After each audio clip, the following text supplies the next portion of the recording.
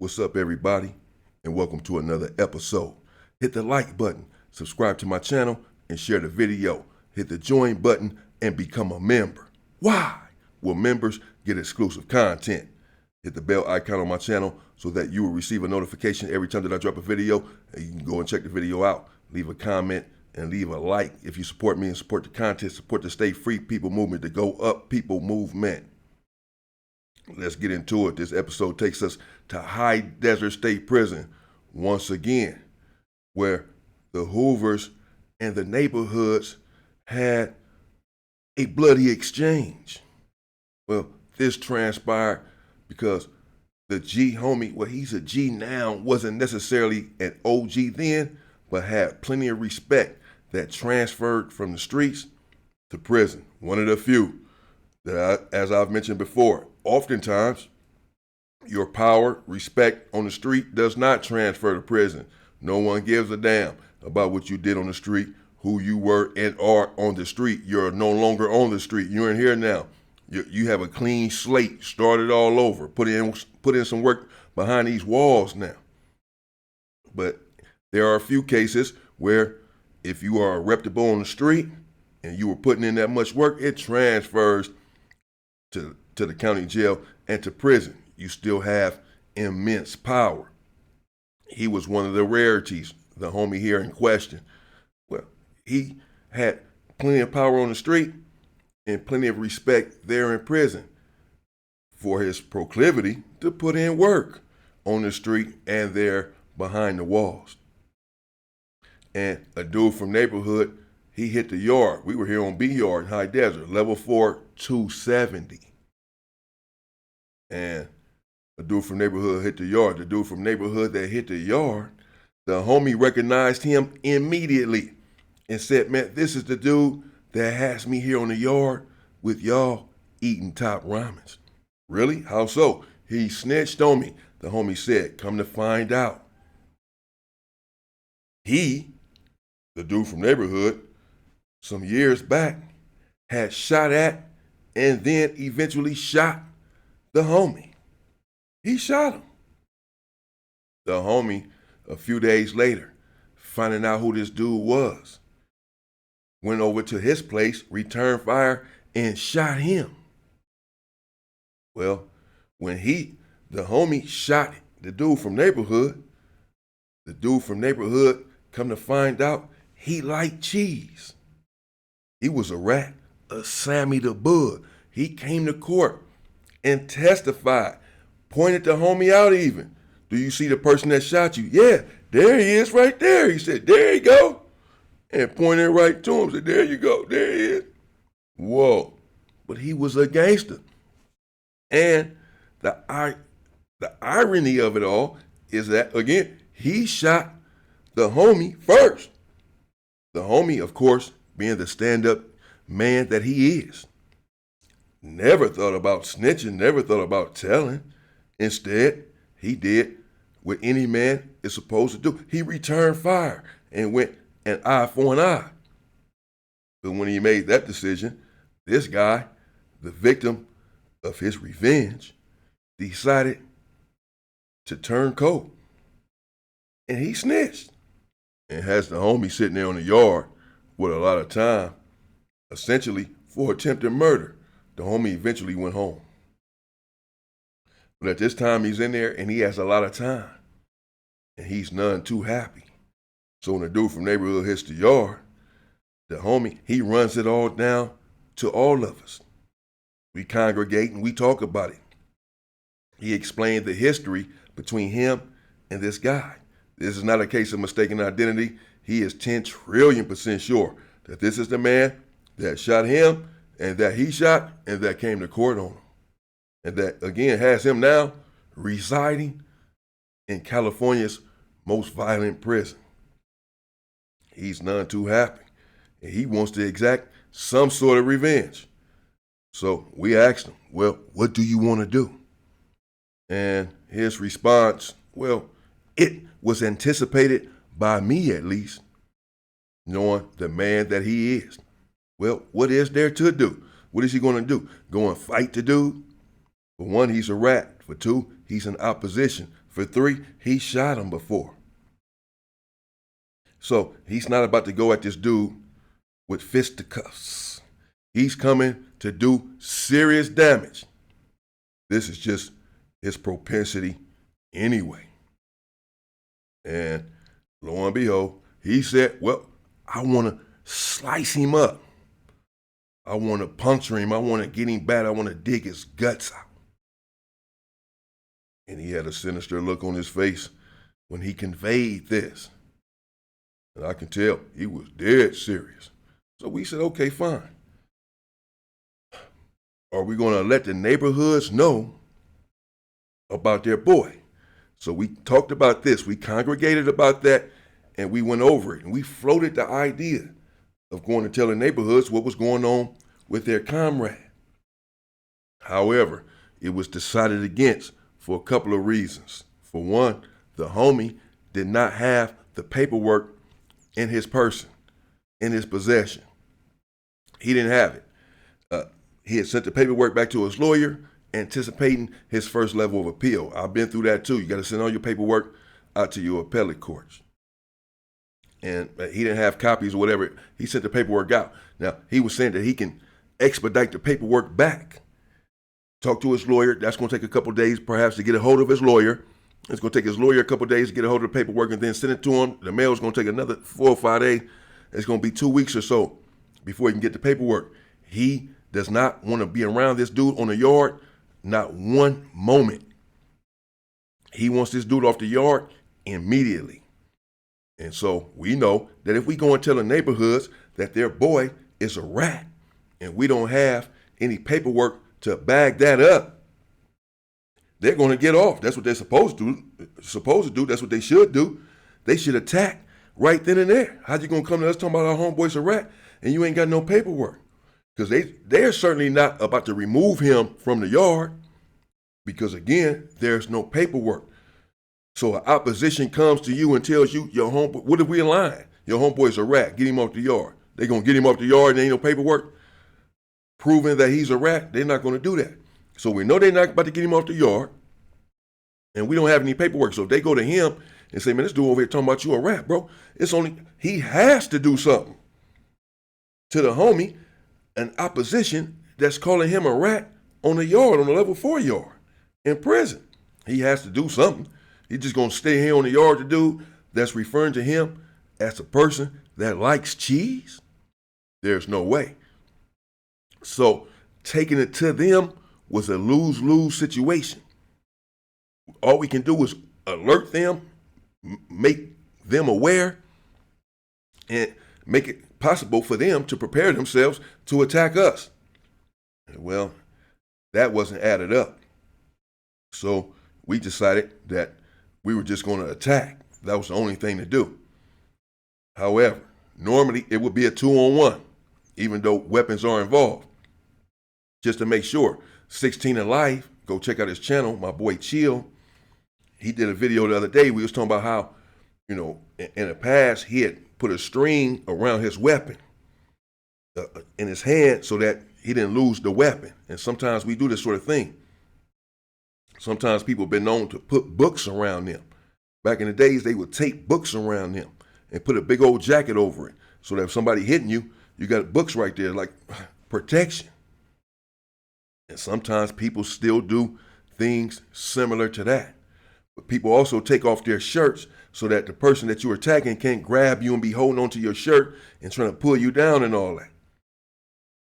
And so oftentimes it would be a 2-on-1, even with weapons involved, just for backup, to make sure this person couldn't grab the person that was attacking him and all of that. But the homie, he took this whole situation extremely personal. And he said that he didn't want any help, that he just wanted to get this dude by himself, period. This is personal. He has to holler at this guy. But naturally, I'm thinking, well, the neighborhoods, they're not going to just sit there and let you butcher their homeboy. They're going to respond. If they happen to have their knives out there on the yard, we're going to have ours because we're launching the attack. We're going on the offensive. We're going to be prepared. But will they be prepared? maybe not all the way. This is not a level 4 180, it's a 270. Still a very tough yard though. And so I'm thinking once the homie attacks the potential victim, the Sammy the Bull, then we're going to have to attack the rest of these dudes. Because if they make any move, we're going to have to get on them. So it was agreed, okay, fine. You attack this dude, the potential victim, the snitch. Get him. We're going to stand right there next to you. We're going to stand guard with our weapons. If anyone jumps up, acts like they want some problems or whatever, then we all crash the car. All right, bet. Now, we agreed to split up on the day of the attack. We decided that we would do it in the afternoon when the trade was coming from behind the wall. They released the school trade tech, laundry, metal fab, all this. You got to go behind this wall. They call it behind the wall to get to these classes. They return about 2:30, 3 o'clock, and the yard is typically full. It's filling up before yard recall. And so we're thinking that'll be a good time to launch the attack when the yard is full, and perhaps we can get rid of our weapons once we're done. That was my goal, to do the shit and get away. So we decided that we would not start walking the track together as one. There was about 8 of us, and typically when I see groups walking together with nefarious looks on their faces, my spidey senses, well, they tend to go up because I'm thinking, this can't be good. Why are these people grouping up? And typically, I'll walk the yard. After I'm done running my laps, I'll walk some laps just to look at other groups and try to gauge the temperature of the yard, who looks like they have tension with someone else or what have you. This is just self-preservation, so I'm constantly alert and I'm constantly looking around on this level 4 yard for any sign of danger. Directed at me, my group, or otherwise. I just need to know what's going on, whether I'm involved or not. Typically, I was not involved. But just in case, I need to know. And if I see a group walking around, well, my senses go up. I find that very suspicious, and now I'm alert and I'm watching. So I didn't want all eyes on us. So we decided, let's just split up. And the neighborhoods, they have a certain table that they kick it at. Y'all go this way, y'all go this way, we go this way, and we just gonna converge on the table, bro. But again, everybody's not gonna get off. Just the homie wants to handle this with this particular guy right here who came to court and snitched on him after he put a bullet or two in him. And when he returned fire, he came to court. Has him sitting up in the penitentiary. And he's not happy about it. That was the plan. On the day of the incident, well, we did just that. We split up and then converged. I drew my weapon because I wanted to be ready to use it. And if I didn't have to use it, I was going to toss it. And if I did have to use it, I was going to use it and then toss it. So I had it out. Once I already knew what we was going to do, I'm letting them know we coming. It's on and it is what it is. And the homie, he attacked the dude swiftly, without hesitation, no quandaries. Deep in his soul, he had no fear. He attacked him and didn't say a word to him. He already knew what this shit was about. He knew why he was being attacked. I'm sure he knew that it was coming, knowing the kind of guy that he was dealing with, the caliber of man that he had put bullet holes in and then pointed the finger at. His blood-soaked finger, hands dripping with blood, and he pointed them at someone else. And the homie hit him a couple times right there about the neck area and scratched him up. He was leaking, bro.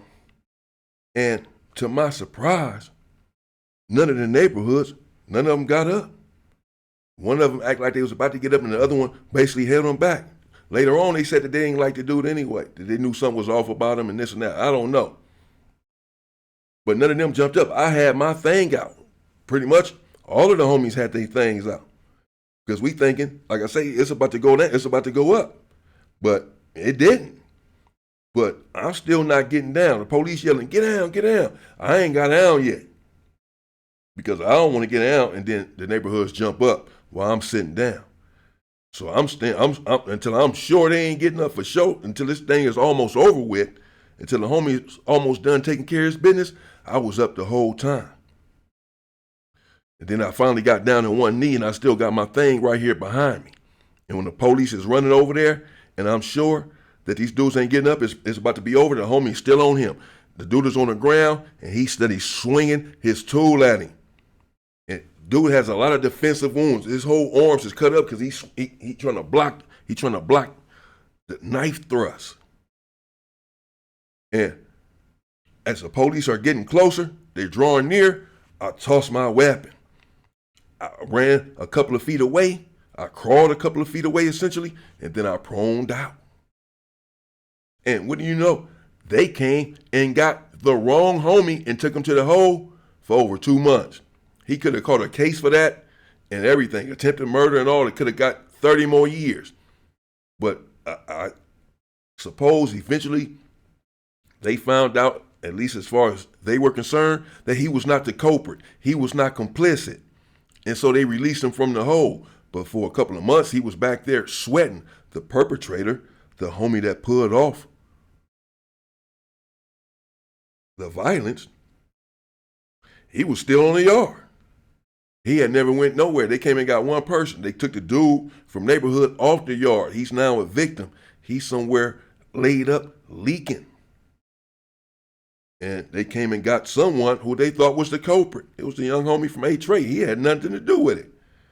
I mean, he was there, and he had weapons, just in case, like we all did. And they took him down for it. But they eventually brought him back a couple of months later. But he said he was back there sweating. So we went on lockdown for a few days.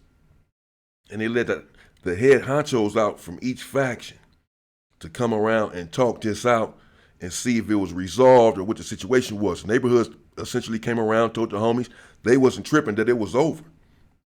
Again, that they didn't like the dude anyway, that they thought something was suspect about him, and soon they were going to get on him anyway. And once the homies explained, for sure, this dude was a rat. He came to court, just didn't have the paperwork. That's why we didn't come to y'all, because we ain't had the paperwork, but he's a rat, bro. And once we explained the situation, why the homie got on him, and they see that nobody else made a move on them, even though we all had weapons, they can see my weapon. I could have got off. We could have got off, but that wasn't what the strategy or the plan was. It was a personal situation between the homie and a rat. The rat just happened to be from neighborhood. The neighborhoods are coming around and they're saying they're good. We're leaving it right where it's at. The issue has been resolved. We can move on. However, I'm skeptical because, we got into it, the neighborhoods in a different prison. I don't want to get too far into it right now. And they unalived the homie Baby Straw Dog. They said that everything was good, that it was over. They came around, the MAC reps came around. That's something I ain't going to put out on the wire, how it all went down. I don't think, because it's still hurtful for me and a lot of homies. But they unalived the homie right there on the basketball court after they said that it was over. They hit him, the young homie Straw Dog. So when they're coming around talking about the situation is over, it's been resolved, it's good, well, hell, I don't trust it. I don't trust them. I'm just keeping it real. So I'm telling the homies, when we came off lockdown, man, you know what? We should go up with these dudes. I don't believe that they're going to let that shit go. I don't believe that they're going to let their homeboy get bust on like that, leave the yard, and that's the end of it, bro. They pulled this stunt off before when they said that, and then the homie ends up unalived after they said the shit was over, bro, after we all agreed that it was over. Nah, I don't trust it. Let's crash them. And a couple of homies was on my side with that. But a couple of them said, nah, man, I believe him. One of the G homies was on the yard from neighborhood. He said he knew him, he been on him, they go back years. And that if he said it was over, that it was over. They wasn't going to come with a sneak attack that we had to just let it go. I said, okay, bro, it's on you. If that's what you say, then fine. We'll go with that. I voiced my opinion, how I feel about it. I feel like we should go up. Let me make that explicitly clear. I want to go up. I want to crash their car. Not just because they're neighborhoods. That's the case. I'd have been tripping. We've been coexisting right here on the yard. But just because of the incident that whatever group where you attack them with a weapon, I would expect some form of retaliation. So I would want to go on the offensive with whomever it was. Just so happens that they're the neighborhoods. And I want to go on the offensive. But we decided we'd just chill, be prepared, stay ready, and just see what happens. They said it's over, so it's over. And it was over. That was the end of it. The homie went to the hole who had not done anything. He had a weapon. And he came back, and a young homie that was there on the yard that pulled off the caper, he was still there, and the dude that was attacked, he was long since gone. And that was the end of it. Coming up, I think I'm going to take you back to the Los Angeles County Jail where the Hoovers and the H-rate gangsters, we got into it. Yeah, we did. Yeah. I pressed the line on that too. Damn sure did. Stay free, people!